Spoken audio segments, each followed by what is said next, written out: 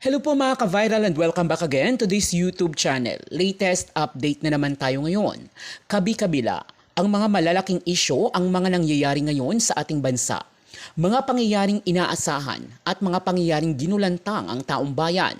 Kaugnay sa patuloy na pagpapanagot sa mga sangkot sa korupsyon sa mga flood control projects ng bansa, ay ilang mga matataas na opisyal ang inaasahang ipapaaresto sa susunod na mga araw.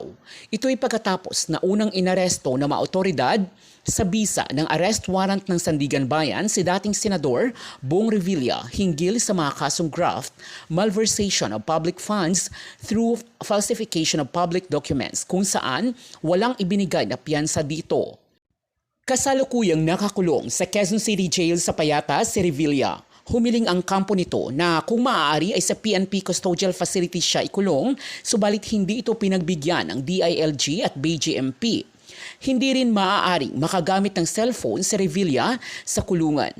Kasunod nito ay ang patuloy pa rin na pag-i-evaluate ng DOJ or Department of Justice sa counter affidavit na ipinasa ni Senator Villanueva kaugnay sa isinasagawang preliminary investigation kaugnay sa mga kasong graft, malversation of public funds at plunder na isinampa laban kay Villanueva. Ito'y hinggil sa di umano'y kaugnayan ni Villanueva sa mga ghost flood control projects na tinutukoy na dating district engineer ng 1st District ng Bulacan na si Henry Alcantara.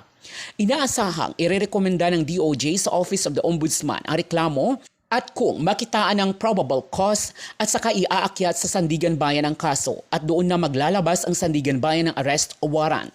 Hindi pa dito magtatapos sapagkat meron pa umanong mga kasong graft, plunder at malversation ang ilalabas ng DOJ sa iba pang mga senador na sangkot din sa susunod na mga araw.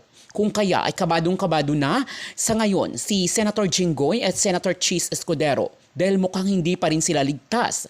Nabuking din ni Ombudsman Boying Rimulya na kinausap di umano ng abogado ni Villanueva si dating DE Henry Alcantara, Bryce Hernandez at JP Mendoza na kung maaari ay bawiin nila ang kanilang unang salaysay at bumaliktad na. Subalit nabuking umano ito at bigo ang kampo ni Villanueva sa kanilang plano. Sa karagdagang balita ay nakahanda na rin ang Makabayan Coalition or Makabayan Bloc para sa panibagong impeachment case na ipa-file sa darating na February sa House of Representatives. Sa ngayon ay mas madami at matibay ang mga ebidensya sa impeachment laban kay VP Sara Duterte.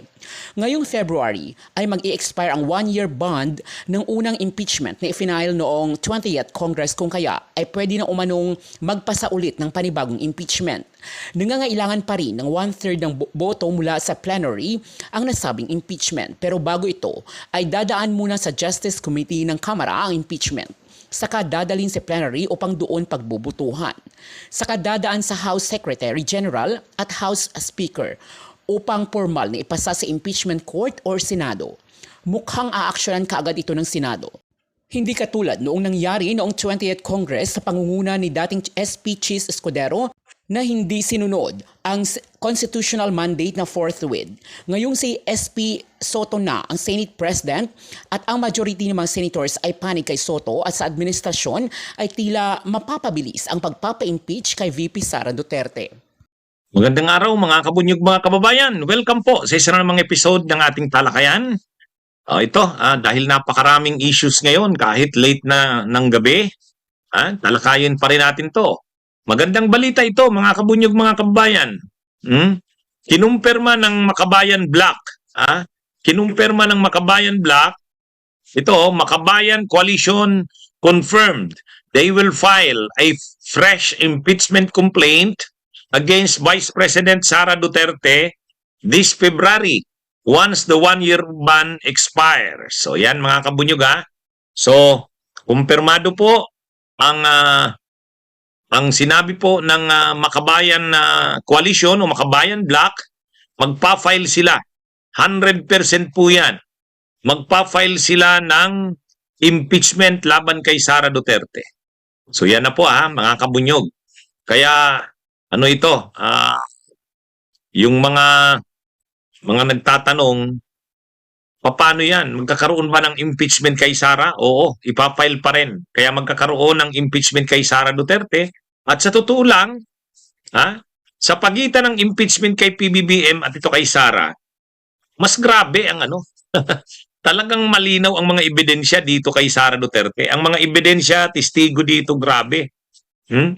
Nung nakaraang taon pa, 2025, napakarami na ng ebidensya at testigo. Galing doon sa mga hearing ng Quadcom, sa hearing ng House Committee on Good Government and Public Accountability. Grabe ng mga ebidensya doon, lalo na yung sa maanumalyang paggamit ng confidential funds. Tambak na ang ebidensya doon. Nadagdagan pa ngayon yung kay Ramil Madriaga. Oh, dagdag pang mga ebidensya yun laban kay Sara Duterte. Kaya at itong investigasyon na gagawin itong gagawin na investigasyon ng ombudsman dahil maraming final na kaso kay Sara Duterte sa ombudsman eh. Mga final nila dating Senador Sani Trillanes, yung plunder, malversation, graft, at yung mga lalabas diyan sa investigasyon na yan ng ombudsman.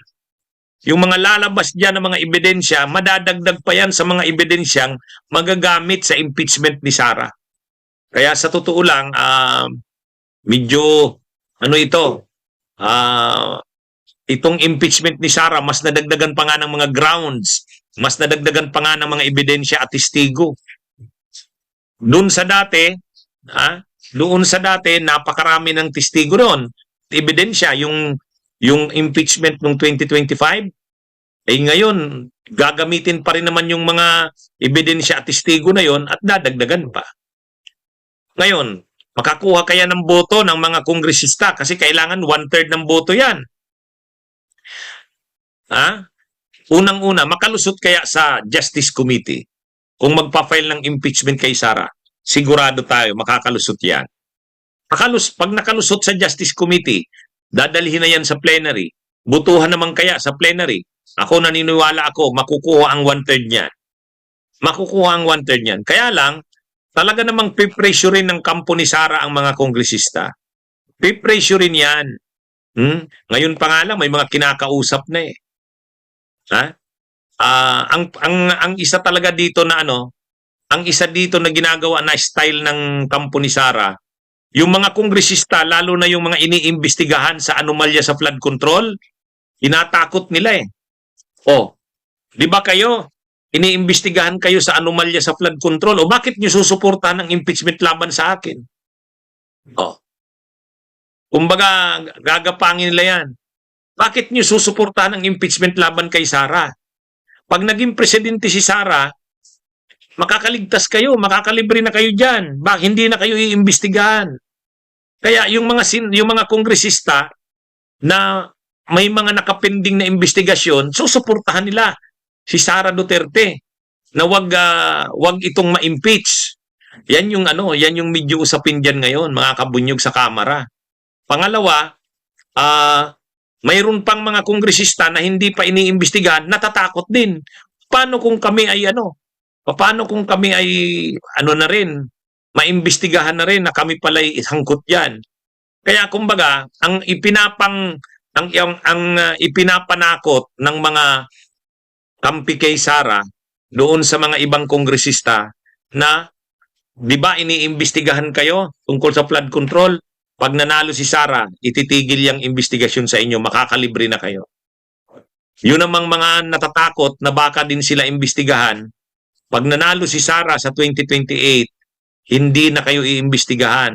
Kaya ang mga mangyayari dito, mga kabunyo, gagamitin itong mga investigasyon sa anomalya sa flood control para takutin at kunin ang boto ng mga kongresista na wag nilang suportahan ang impeachment laban kay Sara.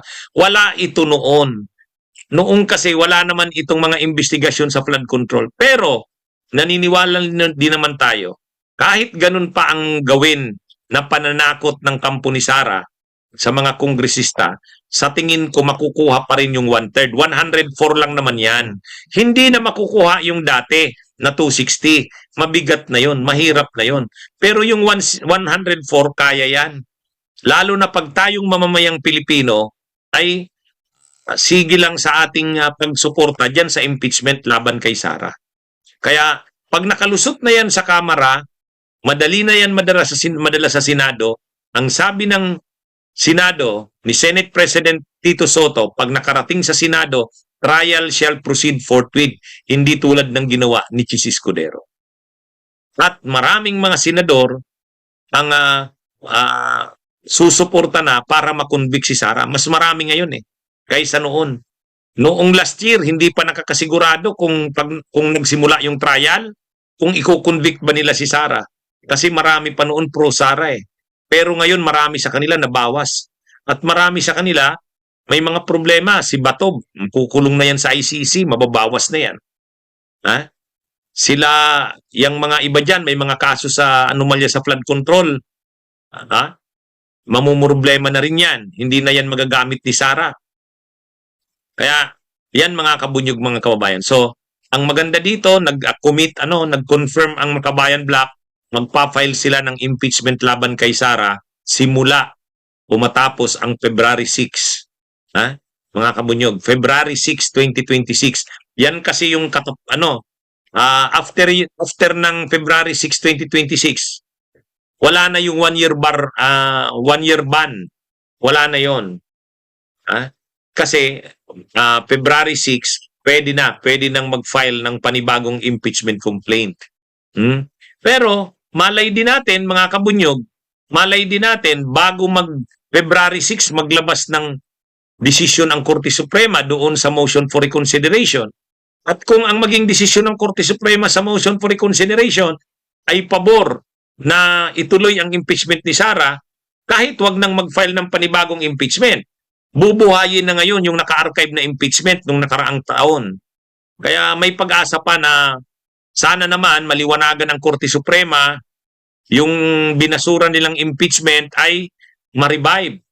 Kasi sabi ng Korte Suprema, unconstitutional yung nakaraang impeachment na final. Pero may motion for reconsideration Matibay yung mga grounds na sinabi sa motion for reconsideration. Baka magbago pa ng desisyon ng Korte Suprema. Pag nangyari yan at naglabas ng desisyon ng Korte Suprema bago ang February 6, hindi kinakailangang mag-file ng panibagong impeachment complaint. Okay, mga kabunyog, mga kababayan, magandang araw sa inyong lahat. Mabuhay po tayo. Ang mga pribadong kumpanya, ang mga korporasyon, maaring sa mga ahensya ng pamahalaan, ito po ay madaling pagbigyan. Pero sa mga kumpanya po, paano po yan natin ipapatupad ito na maaring kailangan nilang sumunod sa batas? At sasabihin nila, isa, dalawa lang naman, Senator Robby, ng empleyado, paano po natin na masiguro na kahit na isa o dalawang empleyado lamang yan, bibigyan ng espasyo o kwarto ang ating mga empleyado? Opo, napakaganda po ng katanungan ng ating kaibigan. At tayo po, una po, ay bago po makarating sa panukala, tayo po ay naniniwala na ang mga Pilipino po talaga ay likas ang kanilang pananampalataya, maging anuman po ang kanilang relihiyon. Pangalawa, doon po sa ating panukala, meron pong ilagay po dito na kapag ito po ay kanilang ginawa sa kanilang, halimbawa po, building o mall, meron po sila ang tax incentive. Kaya pagdating po doon sa oras sa panukala na yon, sa provision na yon, naniniwala po tayo na ang mga businessman ay gustong-gusto po nila yan. Alim po ng National Security Council ng ating bansa. Ang Transparency Initiative po, Mr. President, ay yung tinatawag na assertive transparency or measured transparency. Ano po ba ang pagkakaintindi ninyo sa assertive transparency or measured transparency, Mr. President? Sa pagkaintindi ko po, Mr. President, ang assertive transparency ay ibig sabihin, isa sa publiko, lahat ng mga importanteng engagement sa pagitan ng ating bansa at iba pang mga bansa, lalo na sa loob ng ating teritoryo. At particular dito, sa ating dynamic sa gobyerno ng China, ibig sabihin ay hindi magiging mahiyain ang ating gobyerno upang sabihin kapag nga may ganyang mga insidente tulad ng nagbunga ng pagkaputol ng daliri ng isang uniformed personnel natin, yung pansamantalang pagbulag at pagdinig sa ating mga personnel dahil gumagamit ng high-frequency radar o mga laser lights. At pati po yung gaya ng nabanggit na rin ng good gentleman mula sa Tarlac at Pampanga, yung pagkait na makaresupply tayo ng maayos sa ating mga personnel sa mga lugar sa loob ng ating karagatan at teritoryo. Na hindi tayo o hindi ang gobyerno magiging mahiyain sabihin ito sa ating publiko at pati sa regional at international community. Bilang mga bagay na lubos na ikinababahala at nais iwasto ng ating gobyerno, whether ang lehislatura o ang executive, Mr. President. Ang inyo pong binanggit, Mr. President, ay napapaloob dun sa definition ng assertive transparency. Ngunit kung inyo pong isasaalang-alang, Mr. President, yung assertive transparency, ito po yung merong strategic objective na sa bawat balita na ating isa sa publiko o ipapaalam sa ating mga kababayan, ay kinakailangan meron tayong kaparaanan para sa ganun ay matiyak natin na ang ating paglalahad o pagbibigay ng impormasyon sa publiko ay hindi magiging cause ng panic o kaya ay maaring ma-misinterpret ng publiko. Ibig sabihin, meron pong kaakibat na responsibilidad na maiwasan natin ang hindi pagkakaunawaan. Kasi pag nagkaroon po ng misinterpretation, lalo pong lalala ang isang maliit na problema. Yun nga ang nangyayari po sa atin ngayon, Mr. President, papalaki ng papalaki. Siguro kung pakakaiwasan pa natin yung mga bagay-bagay, lalong-lalo na sa pagsasalita ni spokesperson Tariela, imbes na po siguro papaliit ang ating problema, baka lalong lumalaki. May kasabihan po kasi tayo, Mr. President, na ang pagkakamali ay hindi may tutuwid ng isa pang pagkakamali. Maaring sabihin natin, may mali ang China. Ngunit, kung halimbawa sa kanyang paghahayag ng mga bagay-bagay na maaring malaman ng publiko tungkol sa mga inaakala nating pagkakamali o ginagawa nilang mali sa West Philippine Sea, siguro yun ay paalam natin sa paraan na hindi tayo makakagawa siguro ng lalo pang mas malaking pagkakamali na katulad po ng ginawa niya. Kailangan po bang gumamit pa siya ng mga cartoon caricatures para ipakita niya ang Pangulo ng China sa isang negative at isang nakakahiyang mga pamamaraan. Alam po ninyo, Mr. President, dito sa ating tinatawag na West Philippine Sea na kinukuwenta nga nila yan, ito'y halos equivalent ng ating exclusive economic zone. Mas marami pa pong features ang Vietnam na okupado kaysa sa China. Meron din pong features na nasa loob ng ating West Philippine Sea na ngayon ay sinakop o occupied ng Malaysia. Tinanong nga ako ng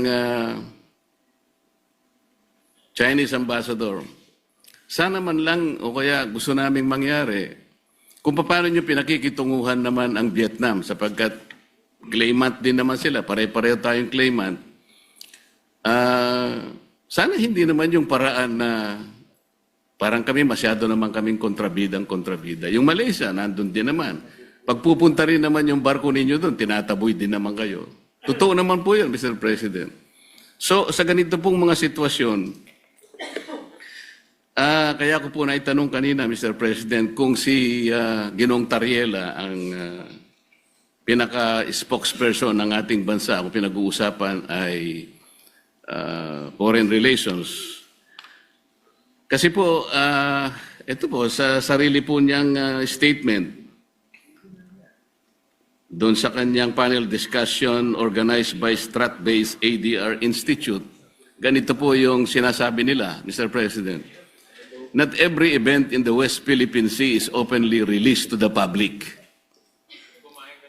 The info must first go through the Information Working Group. Ito po ay kinabibilangan ng mga sumusunod, Mr. President, DND, AFP, DFA, DOJ, National Security Council at saka yung PCG, yung Philippine Coast Guard.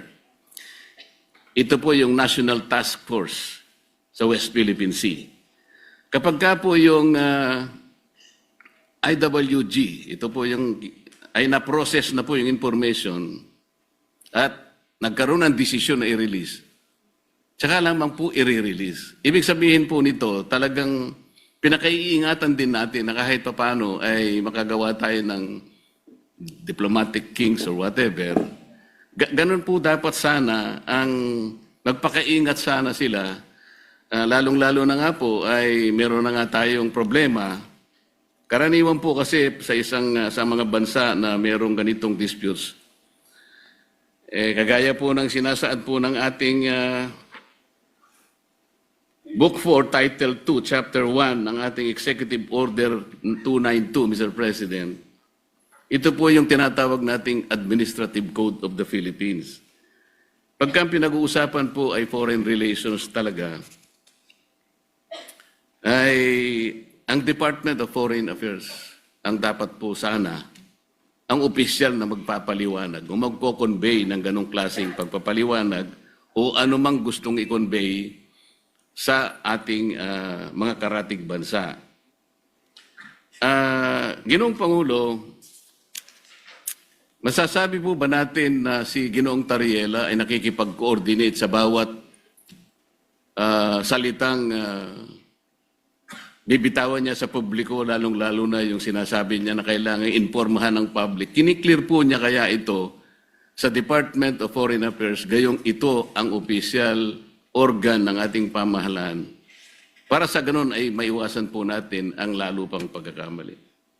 Sa tingin ko po, Mr. President, dahil meron tayong pong presumption of regularity, lalo na sa pagitan ng lehislatura at saka ng executive, opo, nananalig ako na nagko-coordinate si Commodore Tariela, nagko-coordinate ang buong National Task Force on the West Philippine Sea sa lahat ng mga departamento na bumubuo at gumagabay sa kanila, lalo na ang Department of Foreign Affairs. At bilang miyembro ng lehislatura, hindi po ako makikialam kung ano ba ang mga dynamics nila or kung maganda ba or hindi maganda ang kanilang working relationship on any one day or the other. Basta para sa akin po, bilang isang mambabatas, meron akong presumption of regularity dun sa pagkilos ng buong National Task Force on the West Philippine Sea, and in this particular case, lalo na kay Commodore Tariela.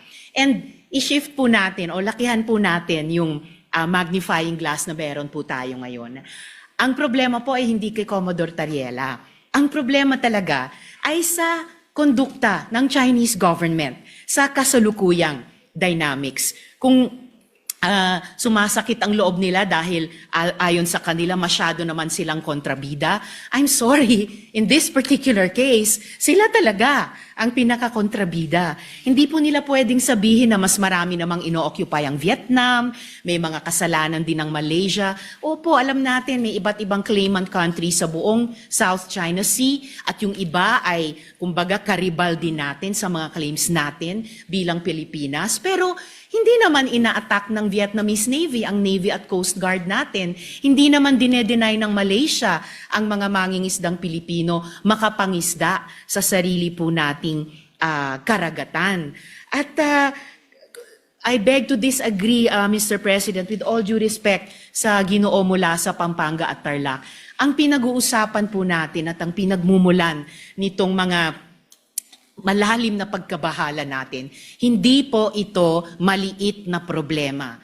Napakalaking problema po nito. Isa sa malaking problema natin sa ngayon. At ayaw nating magpanik, ayaw nating mag-misinterpret. Pero saan ba nagsisimula ang maaring ikatakot?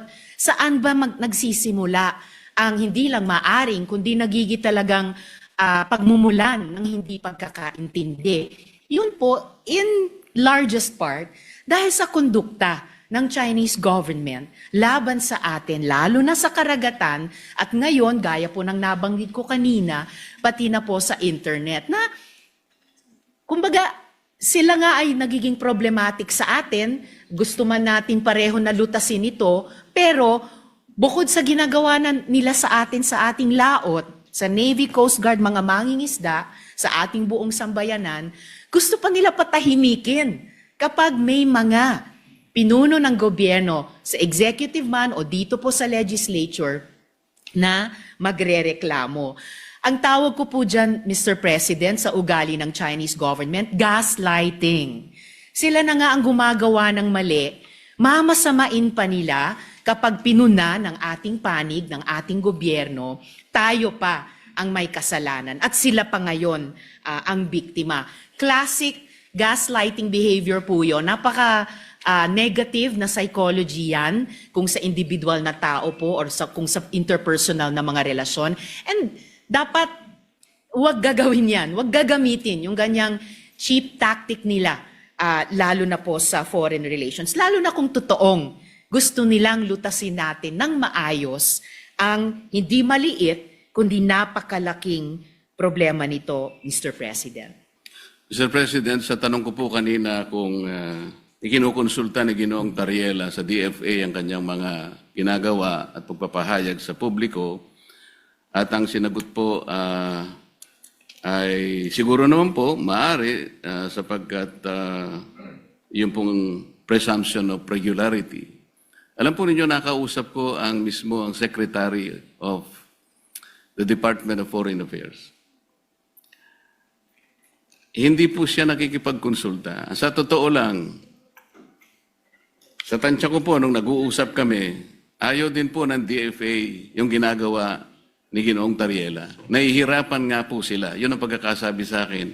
Dahil imbes na makatulong sa kanilang gawain at sa kanilang responsibilidad na panatilihin natin yung gawin ba nating kahit na medyo mahirap.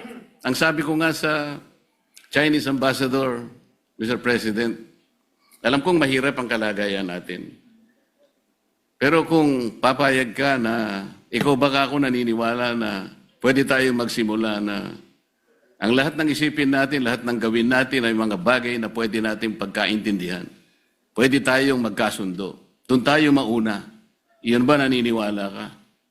Naniniwala po sila, Mr. President. Kapag nagsimula tayo sa mga bagay na pwede natin pagkasunduan, halimbawa, sabi ko, yun na lamang ka akong mga isda. Alam ko ka ako, ang isda. Walang may-ari yan. Common yan eh.